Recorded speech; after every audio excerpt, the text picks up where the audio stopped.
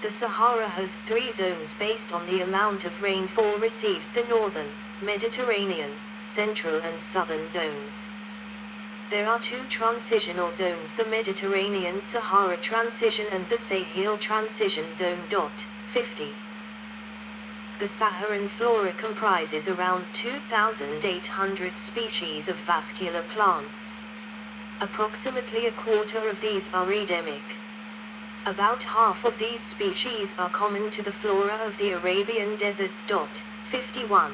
Camels in the Ghouta d'Archi. In northeastern Chad, the Central Sahara is estimated to include 500 species of plants, which is extremely low considering the huge extent of the area. Plants such as acacia trees, palms, succulents, spiny shrubs and grasses have adapted to the arid conditions by growing lower to avoid water loss by strong winds, by storing water in their thick stems to use it in dry periods, by having long roots that travel horizontally to reach the maximum area of water and to find any surface moisture, and by having small thick leaves or needles to prevent water loss by evapotranspiration. Plant leaves may dry out utterly and then recover. Several species of fox live in the Sahara, including the fennec fox, pale fox and Ruppel's fox. The adax, a large white antelope, can go nearly a year in the desert without drinking. The Dorcas gazelle is a North African gazelle that can also go for a long time without water.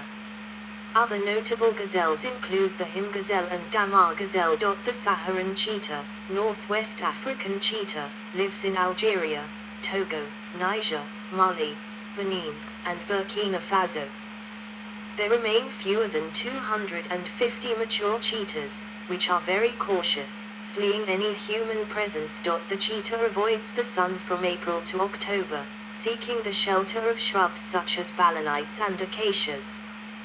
They are unusually pale. 52, 53. The other cheetah subspecies, Northeast African cheetah, lives in Chad, Sudan and the eastern region of Niger. However, it is currently extinct in the wild in Egypt and Libya.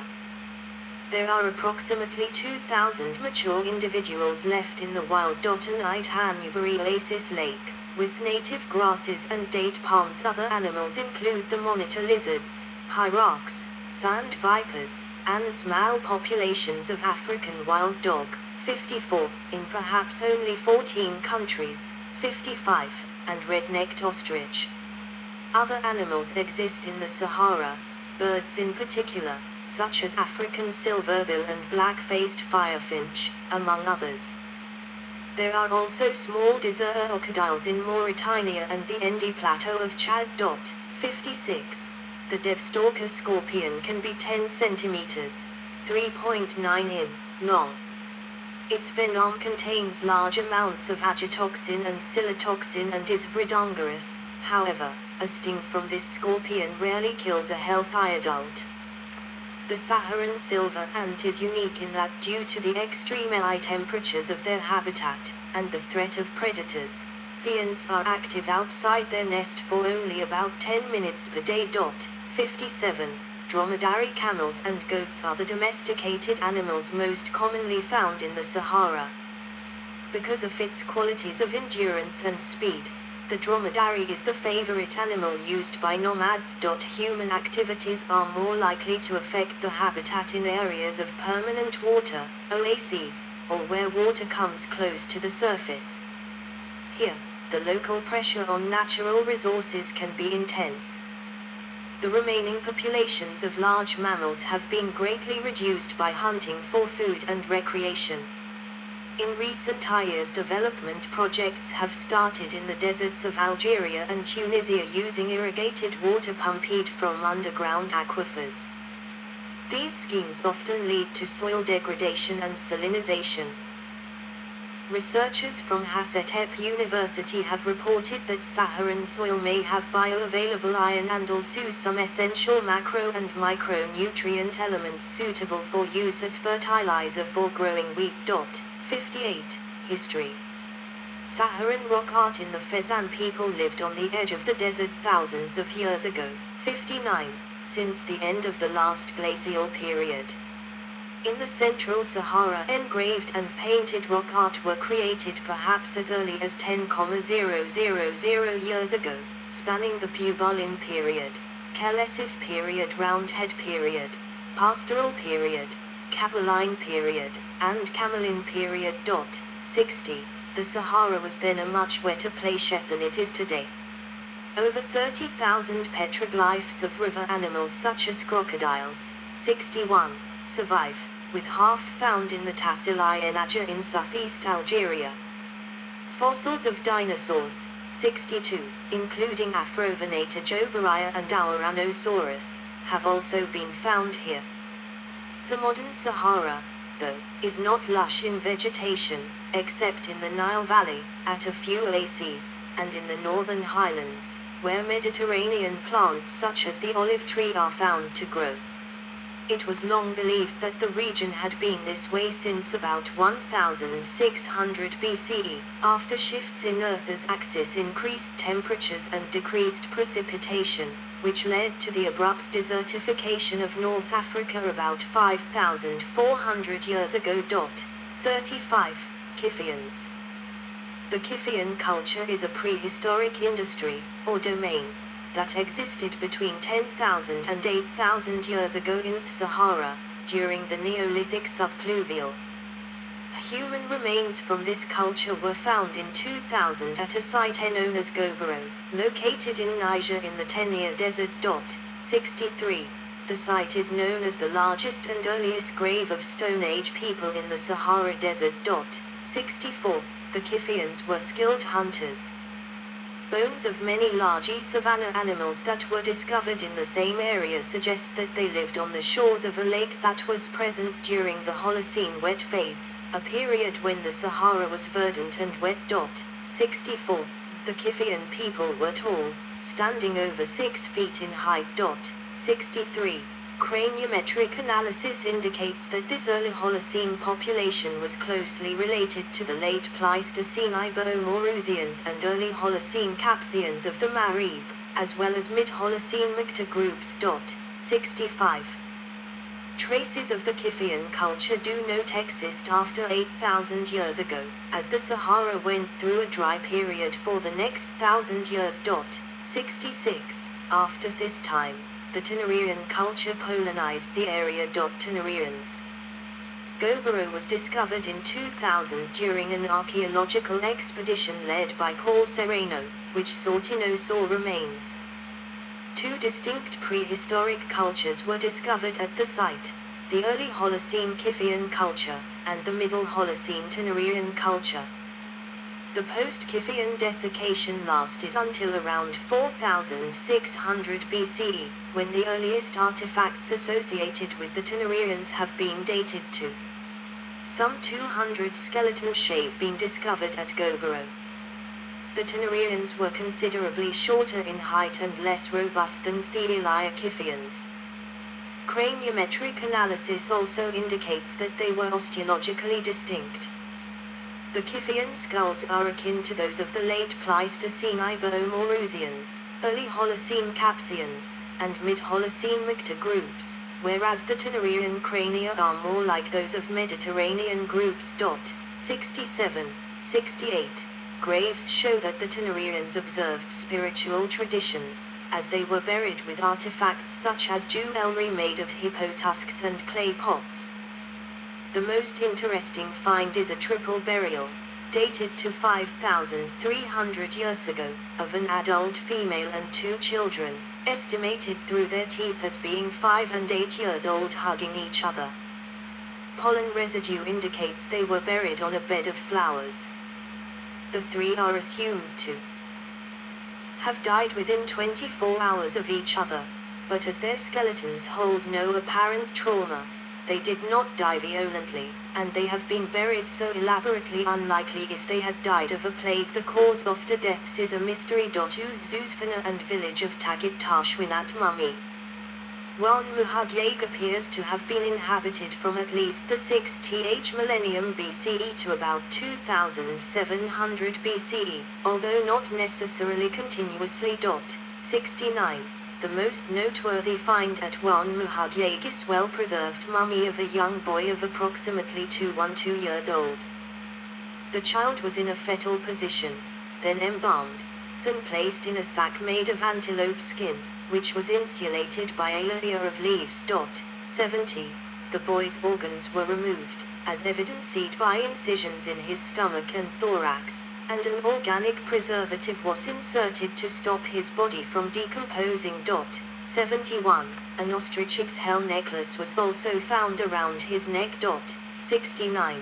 Radiocarbon dating determined the age of the mummy to be approximately 5,600 years old, which makes it about 1,000 years older than the earliest previously recorded mummy in ancient Egypt.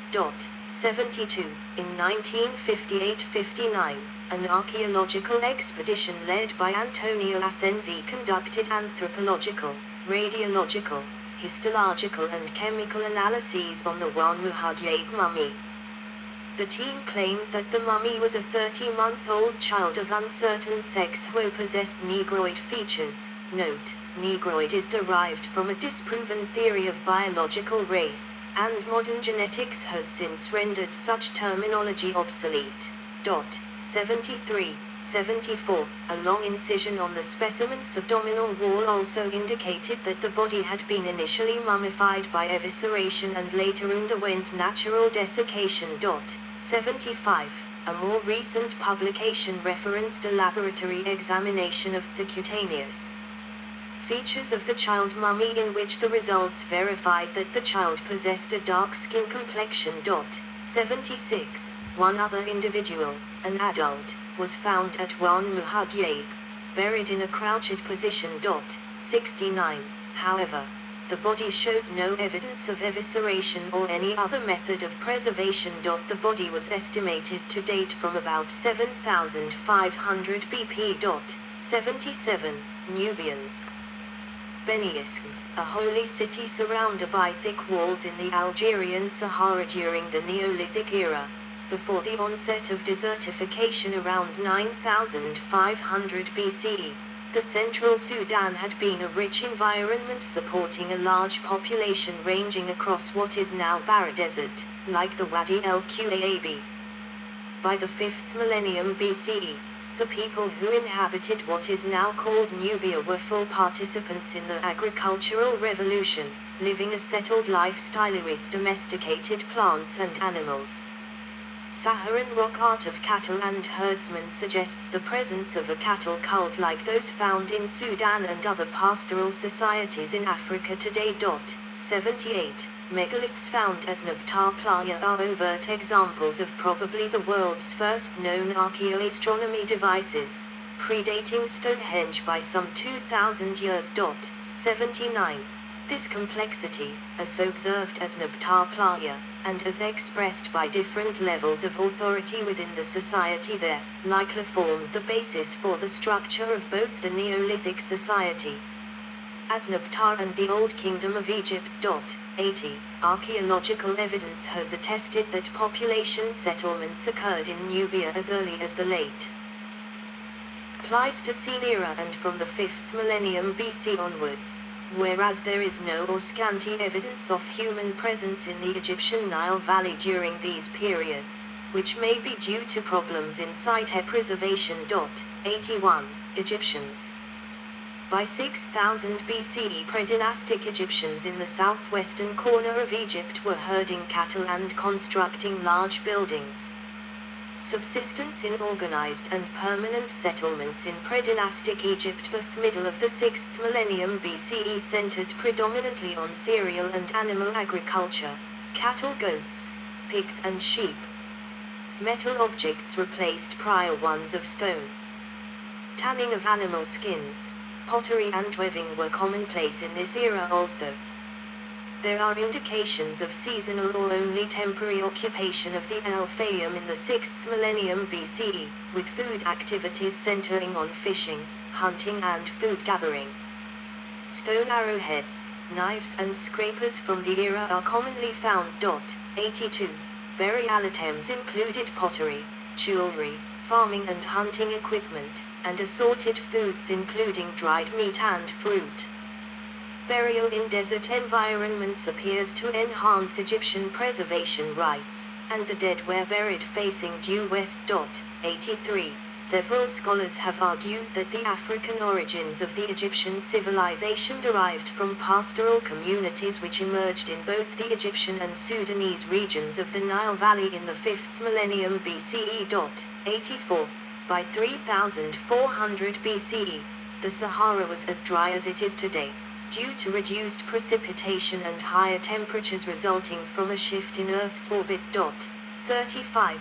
As a result of this aridification, it became a largely impenetrable barrier to humans, with the remaining settlements mainly being concentrated around the numerous oases that dot the landscape. Little trade or commerce is known to have passed through the interior in subsequent periods, the only major exception being the Nile Valley. The Nile, however, was impassable at several cataracts, making trade and contact by both difficult. Tichit culture. In 4000 BCE, the start of sophisticated social structure, for example, trade of cattle as valued assets, developed among herders amid the pastoral period of the Sahara. 85. Saharan pastoral culture, for example, fields of tumuli, lustrous stone rings, axes, was intricate. 86. By 1800 BCE, Saharan pastoral culture expanded throughout the Saharan and Sahelian regions. 85. The initial stages of sophisticated social structure among Saharan herders served as the segue for the development of sophisticated hierarchies found in African settlements such as Tichit. 85. After migrating from the central Sahara, Mande peoples established their civilization in the Tichit region. 87. Of the Western Sahara. 88. The Tichit tradition of eastern Mauritania dates from 2200 BCE, 89, 90, to 200 BCE. 91, 92. Tichit culture, at Dernima, Dertigant, Tichit and Walaita, included a forted hierarchical social structure, farming of cereals, metallurgy, numerous funerary tombs, and a rock art tradition. 93. At Tichit and Walaita, pearl millet may have also been independently tamed amid the Neolithic. 94. The urban, 88. Tichit tradition may have been the earliest large-scale, complexly organized society in West Africa. 95. And an early civilization of the Sahara. 87, 89, which may have served as the segue for state formation in West Africa. 86. As areas where the Tichit cultural tradition were present, Tichit and Walaita were occupied more frequently than Dernima. 95. Farming of crops, for example, millet, may have been a feature of the Tichit cultural tradition as early as 3rd millennium BCE in Tichit. 95. As part of a broader trend of iron metallurgy developed in the West African Sahel amid 1st millennium BCE, iron items, 350 BCE 100 CE, were found at Dertigant, iron metalworking and /or items, 800 BCE 400 BCE, were found at Diashuma and Wollald, and the iron remnants, 760 BCE 400 BCE. Found at Bukzamar and Gigania. 95. The iron materials that were found are evidence of iron metal working at Dertigant. 92. In the late period of the Tichit tradition at Dernima, tamed pearl millet was used to temper the tiers of an oval-shaped low-shaft furnace. This furnace was one out of 16 iron furnaces located on elevated ground. 91. Iron metallurgy may have developed before the second half of 1st millennium BCE, as indicated by pottery dated between 800 BCE and 200 BCE. 91. At Walaita Tichit, copper was also used. 88. After its decline in Mauritania, the Tichit tradition spread to the Middle Niger region. For example, Mema, Makina Diashoma, Chenjeno, of Mali, where it developed into and persisted as Feta Facies ceramics between 1300 BCE and 400 BCE among Ramdirth architecture and iron metallurgy, which had developed